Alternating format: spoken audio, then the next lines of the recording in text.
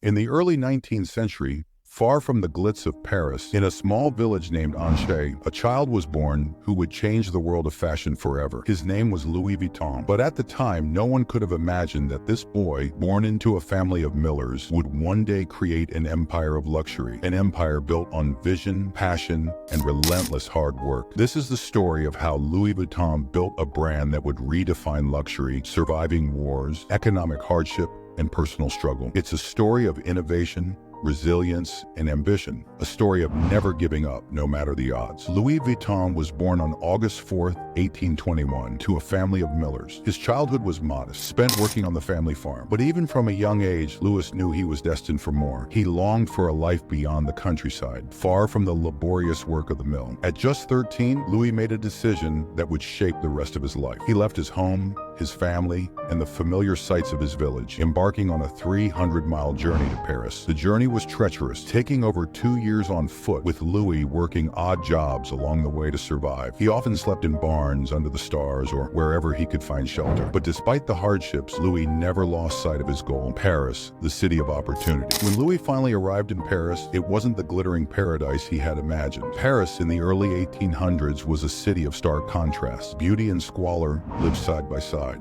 But for Louis, Paris represented opportunity. He quickly found work as an apprentice with Monsieur Marechal, a master boxmaker and packer. It was here that Louis would learn the trade that would set him on his path to greatness. Louis was more than just an apprentice, he was an artist, a craftsman. He understood that true luxury wasn't just about aesthetics, it was about functionality, durability, and attention to detail. He became known for his skill in packing delicate and valuable items for wealthy clients, a reputation that would soon make him indispensable to Paris's elite. After years of perfecting his craft, Louis took a bold step and opened his own workshop in 1854. He was determined to create something different, trunks that were not only stylish but also durable and practical. His first major innovation, the flat-topped trunk. At a time when most trunks were bulky and rounded, Louis introduced a sleek, flat-top design that could be stacked easily for travel. This innovation was a game-changer. Wealthy travelers, aristocrats, and even royalty flocked to his shop, eager to own a Louis Vuitton creation. His trunks became the must-have item for those who valued both function and fashion, but success